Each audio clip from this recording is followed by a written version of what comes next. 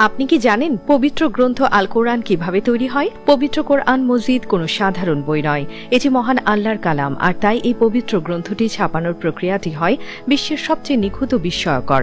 Saudi আরবের মদিনায় অবস্থিত কিং ফাহাদ কমপ্লেক্স থেকে যখন এক একটি কোরআন তৈরি হয়ে বের হয়, তখন তার পেছনে থাকে শত শত মানুষের শ্রম এবং আধুনিক প্রযুক্তির এক অসাধারণ সমন্বয়।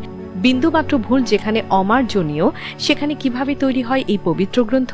চলুন জেনে আসা যাক সেই রোমাঞ্চকর যাত্রা।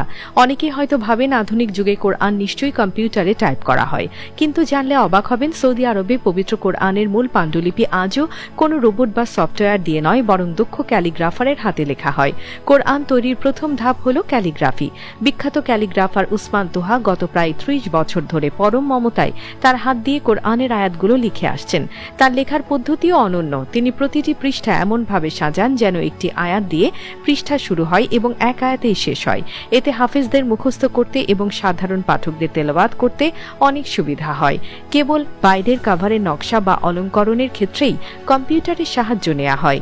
হাতে লেখা এই পৃষ্ঠাগুলোকে অত্যন্ত উচ্চ ক্ষমতা সম্পন্ন স্ক্যানারের মাধ্যমে কম্পিউটারে নেওয়া হয়। এরপর শুরু হয় সবচেয়ে কঠিন ধাপ, ভুল খোঁজা। একদল অভিজ্ঞ আলেম ও বিশেষজ্ঞ ঘন্টার পর ঘন্টা ধরে প্রতিটি কমা, প্রতিটি নুক্তা বা বিন্দু মিলিয়ে দেখেন। তারা যখন শতভাগ নিশ্চিত হন যে কোনো ভুল নেই, তখনই কেবল সেই ডিজিটাল ফাইল থেকে ছাপানোর জন্য ধাতব পাত বা প্লেট তৈরি করা হয়। কোরআন ছাপানোর জন্য কিন্তু সাধারণ কোনো কাগজ ব্যবহার করা হয় না। এই কাগজগুলো অত্যন্ত উন্নত মানের এবং টেকসই করে বিশেষভাবে তৈরি করা